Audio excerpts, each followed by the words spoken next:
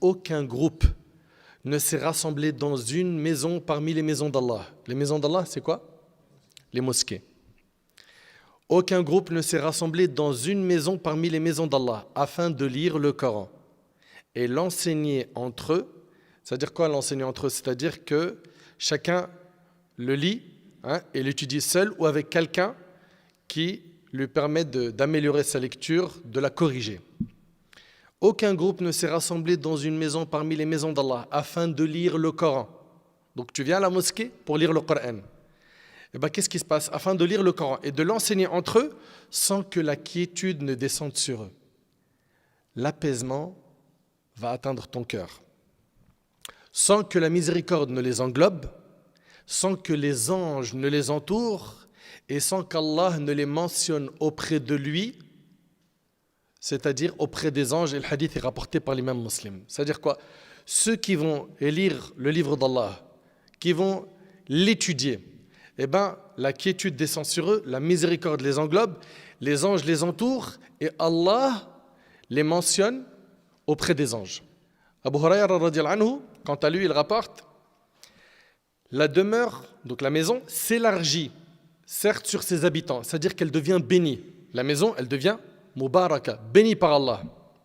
Les anges y pénètrent et les démons la fuient. Et son bien abonde tant que le Coran y est lu. Et là, j'aimerais qu'on se pose des questions. Est-ce que dans nos demeures, on lit le Coran? Est-ce que toi, tu ouvres le livre d'Allah? Est-ce que tes parents en font de même? Est-ce que tes frères et sœurs font la même chose? Est-ce qu'ils lisent le Coran? Si c'est le cas, sachez que cette maison-là, elle est bénie par Allah. Que les anges pénètrent cette maison et que les démons la fuient.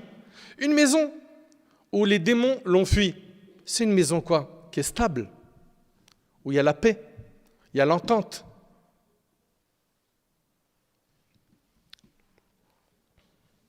Et certes, la demeure se rétrécit sur ses habitants. C'est-à-dire quoi? C'est-à-dire qu'elle perd en baraka, en bénédiction. Les anges la fuient et les démons y pénètrent et son bien diminue lorsque le Coran n'y est pas lu, et c'est rapporté par Darimi. Donc, lire le Coran dans la maison, c'est une nécessité. Ne pas lire le Coran, c'est faire en sorte que ta maison soit un abri pour les démons. Ne pas lire le Coran, c'est fragiliser les relations entre les membres d'une même famille. Pourquoi? Parce que finalement, qui est là? Shayatin, les démons. Donc mes petits frères, mes petites sœurs, s'il vous plaît, barakallahu fikoum, gardez un lien étroit avec le Coran. Aujourd'hui, les gens, plus ils ont d'applications, des notifs, plus ils sont heureux. Oh, j'ai reçu un message sur Snap. Tiens, j'ouvre WhatsApp. Tiens, regardons ce qui se passe sur TikTok. Allez, viens, on regarde un petit peu la tendance Twitter, etc. Et on va passer facilement 1 heure, 2 heures, 3 heures, 4 heures, même jusqu'à 6-7 heures de téléphone par jour. Et le livre d'Allah, combien de temps l'as-tu ouvert? En fait, vous savez, le problème, c'est quoi? C'est qu'on n'a pas valorisé ce livre. Nous n'avons pas valorisé le livre d'Allah. Et d'après Aïcha radiyallahu anha, le prophète sallallahu alayhi wa sallam a dit: faites une partie de vos prières, c'est-à-dire de vos prières surrogatoires, dans vos maisons. La prière obligatoire, efforce-toi de faire le nécessaire pour que ce soit à la mosquée. Et les prières surrogatoires, il faut que tu en aies une part chez toi. Il dit alayhi salatu wa sallam: faites une partie de vos prières dans vos maisons et ne faites pas de vos maisons des tombes. Et ne faites pas de vos maisons des tombes. Les tombes, c'est là où il n'y a ni prière, ni récitation de Coran, il n'y a pas d'évocation d'Allah. Il nous est demandé, nous, musulmans, de faire en sorte que notre maison ne soit pas comme les tombes. Et j'aimerais vous poser une question. Quand vous rentrez chez vous, qu'est-ce que vous écoutez chez vous? Que vos frères, vos sœurs, vos parents mettent sur une tablette, un ordi, la télé, le smartphone, des clips, des chansons, des films, des infos en boucle, le Coran, Posez-vous des questions. Qu'est-ce que vous écoutez quand vous rentrez? Et vous-même, qu'est-ce que vous aimez écouter? Et pourquoi? Si vous aimez écouter le Coran, sachez que à chaque fois que vous écoutez le Coran, vous avez des bonnes actions. Oui, mais mon frère, je ne le comprends pas. Tu es quand même récompensé. Subhanallah. C'est immense. Et notre bien-aimé alayhi salatu wassalam a dit, écoutez bien s'il vous plaît, dans la suite du hadith, le hadith il est rapporté par As-Sarraj et il est authentifié par l'imam Zahabi dans Sir A'lam al-Nubala. Dans la suite du hadith, quand il a dit alayhi sallam, faites une partie de vos prières dans vos maisons et ne faites pas de vos maisons des tombes. Regardez ce qu'il dit à la fin du hadith. Et certes, la maison dans laquelle est lu le Coran est regardée par les gens du ciel de la même manière que les gens de la terre regardent les étoiles. Allahu Akbar. Allahu Akbar. Wallah al-Azim, il est trop beau le hadith. Je répète. Et certes, la maison dans laquelle est lu le Coran est regardée par les gens du ciel. C'est qui les gens du ciel? Les anges. Est regardée par les gens du ciel de la même manière que les gens de la terre regardent les étoiles. Et quand on lit le Coran, tiens, Salah ad-Din, chaque lettre, on gagne combien de bonnes actions? 10. La bonne action, la base, c'est qu'elle est multipliée par 10 jusqu'à 700, voire plus encore. La mauvaise action, quoi que tu aies fait comme péché, le péché, petit ou grand péché, il est comptabilisé comme un péché. Subhanallah. Et avec ça, il y a des gens, hélas, qui arrivent à faire plus de péchés que de bonnes actions. Selon Ibn Mas'ud, le prophète a dit, celui qui lit une seule lettre du Coran s'inscrit une bonne action. Et la bonne action a 10 fois son salaire. C'est-à-dire la bonne action, elle vaut 10. Je ne dis pas que Alif Lam Mim est une lettre, mais Alif est une lettre, Lam est une lettre et Mim est une lettre. C'est-à-dire Alif Lam Mim, il y a combien de bonnes actions là? 30. Allahu Akbar. Et le hadith, il est rapporté par Tirmidhi. T'imagines, une page de Coran, il y a combien de bonnes actions? Si ça avait été de l'euro pour chaque lettre, t'aurais arrêté de lire le Coran? Et là, quand on parle du paradis éternel, mais il faut un lourd bagage pour pouvoir avoir cette récompense. Le prophète a dit, la marchandise d'Allah vaut cher, la marchandise d'Allah, c'est le paradis. Et d'après Uqba ibn Amir, le prophète est sorti alors que nous étions à Sofa. Les gens de Sofa étaient des gens très pauvres qui vivaient dans la cour de la mosquée du prophète à Médine car ils n'avaient aucun logement. D'après Uqba ibn Amir, le prophète est sorti alors que nous étions à Sofa. Et il a dit, lequel d'entre vous aimerait partir chaque matin à Bothan ou à Al-Aqiq et revenir avec 2 chamelles pleines, sans commettre aucun péché ni rompre de lien de parenté? Nous avons dit, ô messager d'Allah, nous aimerions cela. Le prophète a dit que l'un de vous vienne le matin à la mosquée pour apprendre ou lire 2 versets du livre d'Allah est meilleur pour lui que 2 chamelles. Il faut savoir une chose, c'est qu'on parle de chamelles. Les chamelles, ça représentait quoi pour les Arabes? Je vous écoute. Une grande fortune. C'était les biens les plus précieux que les Arabes cherchaient à avoir. Vous suivez? C'est comme si on disait aujourd'hui 2 voitures de luxe. Ça te parle?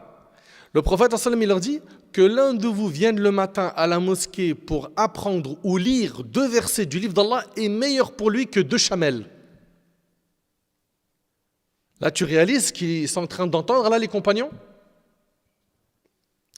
3 versets sont meilleurs pour lui que 3 chamelles. Et 4 versets sont meilleurs pour lui que 4 chamelles. Et c'est rapporté par l'imam Muslim. Allahu Akbar. Et d'après Abu Dharr, il a dit, j'ai dit, ô messager d'Allah, donne-moi un conseil. Il a dit, je te recommande la crainte d'Allah, car c'est l'élément principal. C'est quoi la crainte d'Allah? Qui sait? Il lève la main. Une seule personne dans la mosquée sait c'est quoi la crainte d'Allah? Vas-y. Mettre entre nous et la colère d'Allah un mur. Là-bas, la jeunesse, la crainte d'Allah. On est d'accord qu'il faut craindre Allah, oui ou non? Très bien. C'est quoi la crainte d'Allah? Ayman? C'est tout. La crainte d'Allah, at-taqwa, C'est faire le ma'mour ou tark al-mahzour. Faire ce qui est obligatoire, délaisser ce qui est interdit. Est-ce que vous avez bien entendu? C'est facile à dire, hein? Faire ce qui est obligatoire, délaisser ce qui est interdit. Mais dans la pratique, c'est le boulot de ta vie, ça. Faire ce qui est obligatoire, délaisser ce qui est interdit. Donc le prophète, quand Abu Dharr lui a dit « Ô messager d'Allah, donne-moi un conseil », il lui a dit « Je te recommande la crainte d'Allah, car c'est l'élément principal. » J'ai dit « Ô messager d'Allah, donne-moi-en un autre ». Il a dit « Attache-toi à réciter le Coran, car il sera une lumière pour toi sur terre et te garantira des récompenses au ciel. » C'est rapporté par Ibn Hibban. Ça veut dire quoi, une lumière sur terre? Qui c'est? La guidée. La lumière, elle éclaire, n'est-ce pas? Le Coran, il éclaire le chemin. C'est notre guide en tant que musulman. Très très bien. Allah Ta'ala dans le Coran, il dit قَدْ جَاءَكُم مِّنَ اللَّهِ نُورٌ وَكِتَابٌ مُّبِينٌ. Vous sont venus d'Allah une lumière et un livre explicite. Vous suivez? Et selon Abu Sa'id al-Khudri, radiyallahu anhu, ce hadith-là, subhanallah, il est vraiment magnifique. Le prophète a dit, Allah a dit, celui qui fut occupé par le Coran et mon évocation, c'est-à-dire quoi l'évocation, mon petit frère? Dhikr. Donne-moi un exemple de dhikr. Subhanallah. Ça, c'est du dhikr, c'est-à-dire l'évocation. Un autre exemple. Alhamdulillah, un autre. Allahu Akbar, un autre. Astaghfirullah, la ilaha illallah, la hawla wa la quwwata illa billah, Allahumma salli wa sallim ala rasulillah. Très bien. Ça, c'est dhikr. Regardez, Allah, il dit quoi? Allah, notre maître, le puissant, Jalla fi'ula, il dit celui qui fut occupé par le Coran et mon évocation et fut empêché par cela de me demander, c'est-à-dire tellement il a investi de temps dans la lecture du Coran et dans le dhikr, il n'a pas fait des du'as. Je lui donne le meilleur de ce que je donne à ceux qui demandent, rapporté par Tirmidhi. Allahu Akbar. Subhanallah. Tu sais, toi qui as une relation avec le Coran, tu n'as pas la même valeur que celui qui n'en a pas. Vous pouvez très bien être vous deux musulmans, mais ta valeur à toi n'a rien à voir par rapport à un de tes frères en islam, ou toi, ma sœur, à une de tes sœurs en islam, qui n'a pas de lien avec le livre d'Allah. Allah Ta'ala dit Laïsou sawa'a. Min ahli al-kitabi ummatun qa'imatun yatlun ayati Allah ana al-layli wa hum yasjudun. Mais ils ne sont pas tous semblables. Il est parmi les gens du livre une communauté droite qui, aux heures de la nuit, récite les versets d'Allah et se prosterne. Ils ne sont pas tous semblables. Subhanallah. Et Omar al-Khattab relate que le prophète a dit, par ce livre, donc le Coran, Allah élève des gens et en rabaisse d'autres, rapportés par Muslim. Et subhanallah, vous avez remarqué, quand quelqu'un il apprend le Coran, il apprend, et d'un seul coup, on entend Allahumma barik, c'est sa khatma. Ça veut dire quoi la khatma? Il a clôturé l'apprentissage du Coran. Vous avez vu à quel point il grandit dans nos yeux?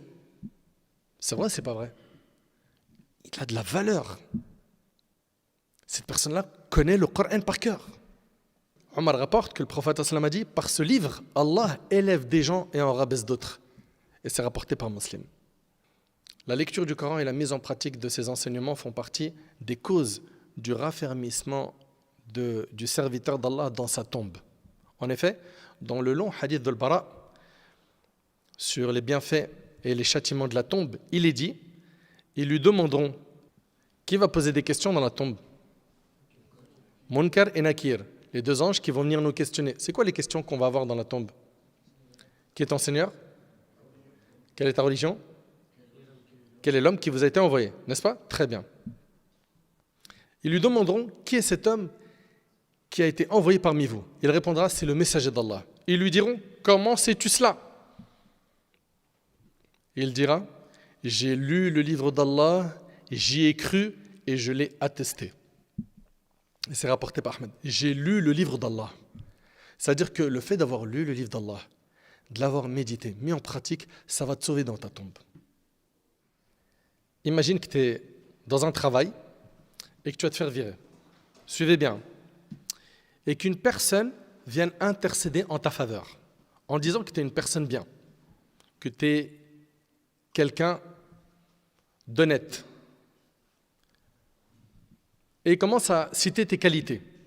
T'imagines la joie que tu vas ressentir à ce moment? C'est-à-dire que tu étais sur le point de te faire virer et quelqu'un qui vient intercéder pour toi. Et attention, hein, c'est quelqu'un qui a du poids.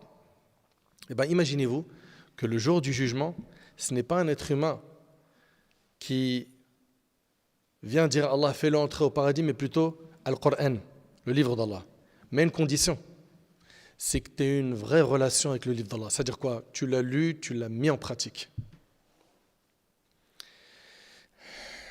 Abu Umama radiyallahu anhu relate, j'ai entendu le messager d'Allah sallallahu alayhi wa sallam dire, lisez le Coran, car il viendra certes le jour du jugement intercéder au profit de ses compagnons, rapporté par un musulman. Écoutez bien, lisez le Coran, car il viendra certes le jour de la résurrection intercéder au profit de ses compagnons. Et An-Nawas ibn Sam'an radiyallahu anhu a dit, j'ai entendu le messager d'Allah sallallahu alayhi wa sallam dire, au jour de la résurrection, on fera venir le Coran et les siens. Le Coran et les siens, donc ceux qui avaient une relation étroite avec le livre d'Allah. Ceux qui le mettaient en application dans ce monde. Vous entendez ce qu'il dit le prophète sallam? On fera venir le Coran et les siens, ceux qui le mettaient en application dans ce bas monde. Il sera devancé par les sourates Al-Baqarah et Al-Imran, qui plaideront en faveur de leurs compagnons rapportés par Muslim. Al-Baqarah et Al-Imran viendront intercéder en faveur de ceux qui les lisaient et appliquaient leurs principes. On comprend que celui qui mange riba, il ne pratique pas ce qu'Allah a interdit dans Surat Al-Baqarah. Donc pour pouvoir gagner l'intercession de Surat Al-Baqarah et Al-Imran le jour du jugement, il faut les mettre en pratique. Plus tu vas lire et mettre en pratique le livre d'Allah, plus tu vas monter en degré fil Jannah. D'après Abdullah ibn Amr radiyallahu anhu, le prophète sallallahu alayhi wa sallam a dit, il sera dit au lecteur du Coran, au lecteur du Coran. Mais c'est qui exactement ce lecteur du Coran? C'est celui qui lit et met en pratique le Coran, récite et monte et psalmodie comme tu le faisais dans la vie d'ici-bas, car certes ta demeure sera au dernier verset que tu réciteras. Le Coran est à l'image de l'escalier du paradis. Là, il est fort possible que tu dises ces textes-là, ils sont magnifiques. Mais finalement, concrètement, comment moi je peux faire pour entretenir un lien solide avec le Coran? La première des choses, j'aimerais que tu réfléchisses à celui qui a reçu le Coran. C'est qui? Muhammad ibn Abdullah, Rasulullah sallallahu alayhi wa sallam. Notre bien-aimé alayhi salatu wa sallam, lui qui a reçu le Coran, était quelqu'un qui avait un lien très fort avec le livre d'Allah. Voyons ce qu'il a fait pour justement faire comme lui. La première chose, c'est que le prophète sallam, il faisait des invocations. Qu'est-ce qu'il disait? Allahumma ij'al al-Qur'ana rabi'a qalbi wa noura sadri wa jila'a huzni wa dhahaba hammi. Oh Allah, fais du Coran le printemps de mon cœur, la lumière de ma poitrine, la dissipation de ma tristesse et la fin de mes soucis. Donc le prophète sallam, il a invoqué Allah tabaraka wa ta'ala. Pourquoi? Pour que le Coran illumine son cœur. Donc toi aussi, invoque Allah. Le point de départ, pour que tu te connectes bien comme il faut au livre d'Allah, c'est que tu invoques Allah. Donc on voit que le prophète sallam, il a invoqué Allah subhanahu wa ta'ala pour faire que le Coran illumine son cœur. Donc, tu vas avoir une relation étroite avec le Coran, fais des doigts. D'accord? Invoque Allah. 2. Prendre conscience de la grandeur du noble Coran, qui est la parole d'Allah, qui contient ses commandements, ses interdictions. Prends conscience qu'il s'agit de la parole d'Allah. De cette manière-là, tu auras valorisé le Coran. Allah Ta'ala nous dit dans le Coran, Tanzilul kitabi la rayba fihi min rabbil alamin. La révélation du livre émane sans nul doute du Seigneur de l'univers. Le Coran, il vient de qui? Du Seigneur de l'univers. Le Coran vient du Seigneur de l'univers. Allah Ta'ala dit wa innahu latanzilu rabbil alamin nazala bihi ar-ruhul amin. Ce Coran est une révélation émanant du Seigneur de l'univers, descendu du ciel par l'esprit fidèle. C'est qui l'esprit fidèle? L'ange Gabriel. Donc là, on vient de voir 2 points pour pouvoir entretenir un lien solide avec le livre d'Allah. Qui peut me les rappeler? L'invocation et le fait de valoriser le livre d'Allah. Très bien, barakallahu fikum. Également, il faut ressentir et avoir l'intention en lisant le Coran chaque jour que tu reçois des messages personnels de la part d'Allah. Écoutez-moi bien s'il vous plaît. Également, il faut ressentir et avoir l'intention en lisant le Coran chaque jour que tu reçois des messages personnels de la part d'Allah. Comme l'a dit Al-Hassan ibn Ali, radiyallahu anhu an jami' as-sahaba. Qu'est-ce qu'il a dit? Il a dit « Ceux qui vous ont précédés, voyez le Coran comme des messages de leur Seigneur. Ils les méditaient durant la nuit et les mettaient en pratique durant la journée. »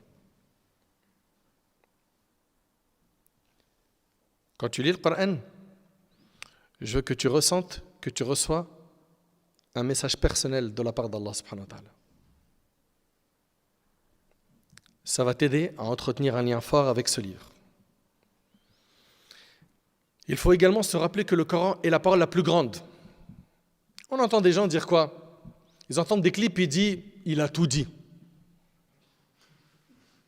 C'est vrai ou c'est pas vrai? Tu entends ce qu'il a dit dans le son là? C'est trop la vérité. C'est trop la vérité. C'est trop la vérité. Il faut que tu gardes en tête que le Coran, c'est la parole la plus grande, la meilleure et la plus noble des paroles. Mais vous savez ce qui nous empêche d'arriver à cette conclusion? Parce que tu peux le dire avec ta bouche, le Coran, c'est le meilleur livre. Mais dans ton cœur, ni tu l'écoutes, ni tu le lis, ni tu le médites, tu ne le valorises pas. En fait, ce qui nous manque, c'est de le comprendre. Parce que quand tu comprends les versets, Allahu Akbar, l'effet que ça a sur les cœurs, Allahu Akbar, Allahu Akbar. Et moi, j'implore Allah subhanahu wa ta'ala de faire en sorte que vous puissiez comprendre le Coran. Vous savez, des fois, il arrive qu'on écoute des rappels. C'est vrai, c'est pas vrai? AirPod, vos casques là, pendant que vous êtes en trottinette ou en vélo, ou je ne sais quoi, vous écoutez des rappels.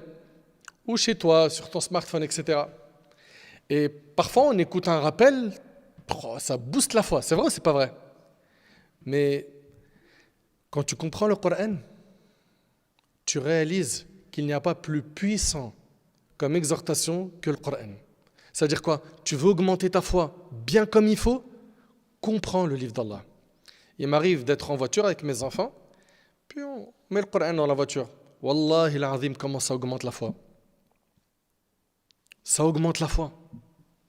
Les paroles sont trop puissantes. Mais c'est nous qui avons mis une barrière entre nous et le livre d'Allah. On ne veut pas s'en rapprocher parce qu'on est occupé à lire autre chose, à écouter autre chose. On dit que le Coran c'est le meilleur livre, qu'on le valorise, mais dans le concret, dans tes 24 heures, quelle place il a? Dans ta semaine, combien de fois tu l'as ouvert, combien de fois tu l'as écouté, combien de fois tu l'as médité? Combien de versets t'ont changé? Mais il est là le constat. On vous a dit que le Coran, c'est la plus grande des paroles, la meilleure des paroles, la plus noble. Il n'y a jamais eu, et il n'y aura jamais de parole qui lui ressemble ou qui s'en approche. Méditez bien s'il vous plaît. Il n'y a jamais eu et il n'y aura jamais de parole qui lui ressemble ou qui s'en approche. La différence entre la parole d'Allah et celle de ses créatures est comme la différence entre Allah et ses créatures. Allah Ta'ala dit « Laysa kamithlihi shay wa huwa as-sami'ul basir » Rien ne lui ressemble et il est celui qui entend et voit tout. Abu Abdurrahman As-Sulami a dit « La supériorité de la parole d'Allah sur toutes les autres paroles est comme la supériorité d'Allah sur sa création. » Également, toi qui veux entretenir un lien étroit avec le livre d'Allah, prends conscience de ton immense besoin de la récompense et du mérite de la lecture du Coran. Pour cela, multiplie son écoute. Même si tu ne le comprends pas, tu as des hasanat. Lis-le, même si tu le lis avec difficulté, tu as des hasanat, des récompenses. Lis fréquemment sur les vertus, les mérites du Coran afin d'encourager ton âme et de l'inciter à ce bien immense. On vient de dire jusque-là l'invocation, valoriser le livre d'Allah. 3. Ressentir que c'est un message personnel qui t'est adressé. Également, que c'est le meilleur des livres, la meilleure des paroles qui puisse exister, que rien ne vaut la parole d'Allah. Rappelle-toi de ton immense besoin de la récompense liée à la lecture du livre d'Allah. Également, toi qui veux améliorer ta relation avec le livre d'Allah, évite les péchés et les désobéissances. Pourquoi ? Parce que les péchés et les désobéissances forment une barrière entre toi et la lecture du Coran ainsi que ses bienfaits. Les péchés forment une barrière entre toi et la lecture du Coran. Plus tu vas faire des péchés, plus tu vas t'éloigner du livre d'Allah. L'occupation excessive par des distractions telles que les musiques sataniques que les gens aujourd'hui écoutent, ça détourne du livre d'Allah. Oui, car lorsque l'amour de la parole d'Allah pénètre le cœur, cet amour chasse toutes les autres paroles que tu avais l'habitude d'écouter. Également, toi qui veux avoir un lien avec le Coran, fixe-toi un programme de lecture quotidienne à une heure précise dans la mesure du possible et ne l'abandonne sous aucun prétexte. On connaît nos 24 heures, c'est vrai ou c'est pas vrai ? Là, je suis au travail, là, je suis à l'école, etc. Mais on sait que à la maison, une fois que je suis rentré, ou dans ma pause déjeuner, ça dépend, hein, chacun connaît bien son planning et sait quand est-ce qu'il peut se consacrer à la lecture du Coran. Mais justement, dans ton planning, il faut que tu fixes ce temps chaque jour pour ouvrir le livre d'Allah. Et non seulement tu lis, mais tu essaies de comprendre qu'est-ce qu'Allah subhanahu wa ta'ala est en train de te dire. Fixe-toi un programme de lecture quotidienne à une heure précise. Et attention, tu rates ton wird, c'est-à-dire ton programme, il faut que tu ressentes des remords, des regrets. Il y en a par exemple, ils vont lire 2 pages de Coran par jour. C'est leur minimum. Ils peuvent faire plus, mais ça c'est le minimum. Très bien. Un jour, il est trop fatigué, il dort. Sur tes 24 heures, tu n'as pas réussi à faire ton programme. Sur tes 24 heures, tu as eu du temps pour manger, pour tes amis, pour tes potes, pour les écrans, pour l'école, pour le divertissement, etc. Mais tu n'as pas trouvé de temps pour ton programme. Non, ça ne peut pas passer. Répartis le temps que tu as défini en plusieurs moments de la journée, s'il le faut. Après une prière obligatoire, je vais lire un peu, ou après le fajr, ou le soir. Et je te dis, mon cher frère, trouve des excuses aux distractions, mais ne cherche pas d'excuses pour retarder le Coran. Écoutez-moi bien, s'il vous plaît. Parce que le divertissement, le jeu, les loisirs, ça, on leur donne leurs droits. Mais le livre d'Allah, c'est là où on va quoi ? Se chercher des excuses. Eh bien, trouve des excuses aux distractions, mais ne cherche pas d'excuses pour retarder le Coran. Prends exemple sur ceux qui ont une ambition élevée. Urwa ibn Zubayr, radiyallahu anhu, c'est un parmi nos pieux prédécesseurs. Alors qu'il fut atteint d'une gangrène nécessitant l'amputation de sa jambe, cela ne l'a pas empêché de réciter son passage quotidien du Coran cette nuit-là. Donc, respecte ton wird, d'accord, ton programme que tu as chaque jour. Aussi, il faut que tu aies des exemples forts dans l'attachement au Coran pour que tu puisses suivre ces modèles. Si tu regardes comment étaient les pieux prédécesseurs et leur attachement au livre d'Allah, tu verras que ça va te motiver à faire comme eux. Si tu as une bonne fréquentation qui donne beaucoup de temps au livre d'Allah, tu vas également donner du temps au livre d'Allah. On a demandé à Nafi', c'était l'esclave d'Abdullah ibn Omar, Que faisait Ibn Omar chez lui? Il a répondu, vous ne pourrez pas faire ce qu'il faisait. Il faisait ses ablutions avant chaque prière et lisait le Coran entre ses ablutions et sa prière. Et inutile d'aller loin. Là, vous allez me dire, mais mon frère, tu es en train de parler des compagnons, les pieux prédécesseurs. Pour nous, ça, c'est trop haut. À notre époque, il y a eu des savants, rahimahumullah, et je vous ai mis ici 3 petites histoires, et c'est avec ça qu'on va terminer, Inch'Allah. Et je vous demande de les méditer. Il s'agit de gens de science, des savants contemporains. On va commencer par Cheikh Abdullah ibn Abdurrahman al-Ghudayyan, rahimahullah. C'est un membre du Conseil des grands savants, de l'Ajna Da'ima, en Arabie Saoudite. Il est décrit par l'un de ses fils, un jour je voyageais en voiture avec le cheikh en direction de Taïf. Taïf, c'est une ville pas très loin de la Mecque. Dès que nous avons quitté la ville, il a commencé à réciter le Coran, en commençant par la sourate la Fatiha. Lorsque nous sommes arrivés à Taïf, il était à la fin de sa khatma. Il avait récité le Coran en entier de sa tête. Après environ 7 ou 8 heures de récitation continue. Les gens qui aiment le Coran prend énormément de place dans leur vie. Il y a aussi un cheikh, rahimullah, un cheikh Saleh ibn Ali al-Ghassoun, membre du Conseil des grands savants. Là, on parle de gens contemporains. Cheikh Abdullah ibn Abdurrahman al-Ghudayyan, il est mort en 1431 de l'Égypte. Cheikh Saleh ibn Ali al-Ghassoun, lui, il est mort en 1419. Il est décrit par ses élèves en ces termes. Il récitait le Coran dès que l'occasion se présentait, même pour un court instant. Il le lisait entre le moment où il descendait de sa voiture et entrait chez lui. Il récitait aussi lors de ses visites aux gens. Plus étonnant encore, lorsque je lui lisais certains textes chez lui, si je me levais pour aller chercher quelque chose, je l'entendais réciter le Coran jusqu'à mon retour. Allahu Akbar. Vous entendez? Il répétait souvent cette phrase, « Je veux que le Coran soit mon compagnon dans la tombe ». Le cheikh Saleh ibn Abdelaziz ibn Hilal, rahimahullah, juge à Riyad. Il est décédé en l'an 1421 de l'Hégire. Il a mémorisé le Coran à l'âge de 15 ans. Il avait un amour profond pour la récitation du Coran, de jour comme de nuit. Et il était connu parmi les gens pour sa grande patience et sa sagesse. Et un fait remarquable à son sujet. Un jour, il frappe à la porte de sa maison, chez lui, pour que sa famille lui ouvre. Mais ils ne l'ont pas entendu. Au lieu de s'impatienter, il s'assit sur le seuil de la porte et récita 6 juz du Coran. Un juz, c'est combien de pages? 20. C'est-à-dire, il en a récité combien? 120 pages.